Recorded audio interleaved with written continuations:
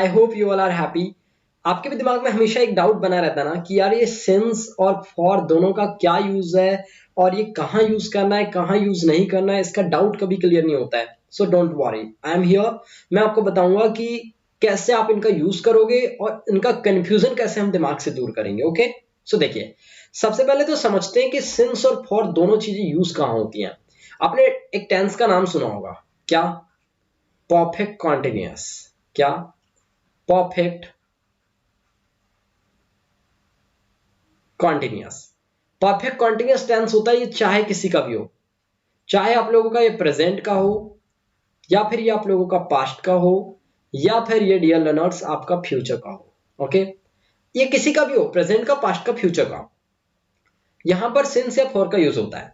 आपको पता है प्रेजेंट परफेक्ट टेंस की बात करें, प्रेजेंट परफेक्ट कॉन्टिन्यूअस टेंस की, तो इसका स्ट्रक्चर क्या होता है आप लोगों को पता है?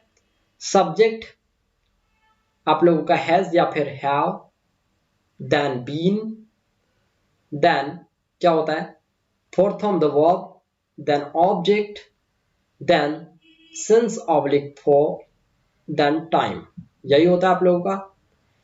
पास्ट परफेक्ट कॉन्टिन्यूअस का क्या होता है? पास्ट परफेक्ट कॉन्टिन्यूअस का इस हैजव की जगह पे क्या लगा देते हैं आप लोग? हैड लगा देते हैं। बाकी सेंटेंस स्ट्रक्चर सेम रहता है। फ्यूचर परफेक्ट में क्या होता है आप लोगों का? फ्यूचर परफेक्ट कॉन्टिन्यूअस में आप लोग सब्जेक्ट रहेगा, उसके बाद क्या रहेगा आप लोगों के पास में? Will have been. Will have been रहता है, बाकी तो फिर आप लोगों का सेम ही रहता है बाकी स्ट्रक्चर। ओके, अब देखिए आगे बढ़ते हैं, हम लोग समझते हैं कि सिंस और फॉर का क्या फंडा है। क्या? एक है सिंस और एक है फॉर। तो देखिए सिंस जो है ना, इसका यूज करते हैं हम लोग पॉइंट ऑफ टाइम के साथ में। किसके साथ करते हैं dear learners? Point of time के साथ में। फॉर का कहां करते हैं हम लोग? पीरियड ऑफ टाइम के साथ में। कहां करते हैं हम लोग? पीरियड ऑफ टाइम के साथ में।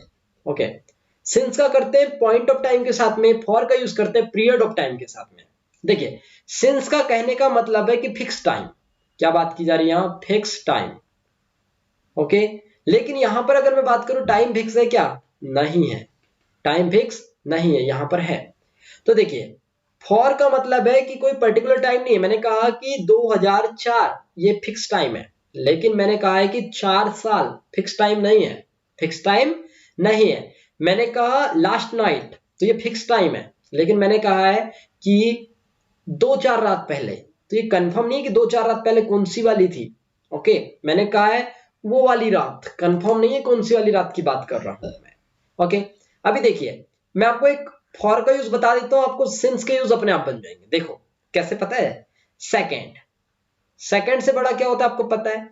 मिनट। क्या होता है? मिनट। अच्छा बताओ, मिनट से बड़ा क्या होता है आप लोगों के पास में?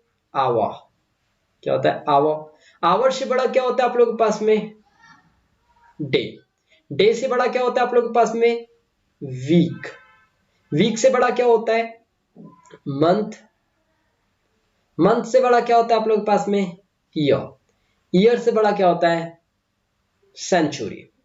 तो मैंने कहा सेकेंड टू सेंचुरी तक के टाइम के साथ में। क्या? आपका second to century, second to century तक के टाइम के साथ में आपको फॉर लगाना है, बाकी जगह पे आपको सिंस लगाना है ना जादू? सही बताया, मजा आया? सेकेंड टू सेंचुरी तक के टाइम के साथ में फॉर लगाना है और बाकी जगह पे आपको सिंस लगाना है। अगर देखो हम लोग बोल रहे हैं कि 4 डेज, 4 डेज, क्लियर? हमने कहा 2 hour, 2 hour, for 5 year, for 5 years. अब मुझे बताओ कि मैंने कहा 5 साल से मैं पढ़ाई कर रहा हूं, I have been studying since 5 year. Wrong, हमें कहना होगा I have been studying for 5 year. Okay, मैंने कहा मैं 1 घंटे से क्रिकेट खेल रहा था, I had been playing cricket for an hour. तो यहां पर फॉर का यूज कर रहे, क्यों? क्योंकि सेंटेंस में आपको पता नहीं कौन सा वाला 1 घंटा है। तो हमने क्या कहा है? I had been, I had been walking, I had been walking for an hour, for an hour. तो समझ में आ रहा है फॉर एन आवर क्यों यूज किया जा रहा है? क्योंकि 1 घंटा कौन सा वाला है पता नहीं है। ओके, लेकिन अगर हम यहीं पर कह दें I have been I have been playing cricket. I have been playing cricket last night. Last night. अब यहां पर क्या आएगा, सिंस आएगा या फोर आएगा? आप बोलोगे लास्ट नाइट यानी कंफर्म वाली बात है, जो कल ही बीती है, तो यहां पर फिर आपको सिंस लगाना होगा। फिर आपको क्या लगाना होगा? यहां पर सिंस लगाना होगा। अगर हम लोग कह रहे हैं we had going there morning, अब यहां पे आप लोग क्या लगाओगे? सिंस या फॉर? मैंने कहा वी हैड गोइंग देयर, हम लोग वहां जा रहे थे, लेकिन यहाँ पे अभी पता है बिन लगाएंगे हम लोग यहाँ पर, सॉरी मिस्टेक हो गया यहाँ पे। We had been going there since morning, यानी कि मॉर्निंग से हम लोग वहां जा रहे थे, तो फिर हम लोगों ने यहाँ पर सिंस लगाया।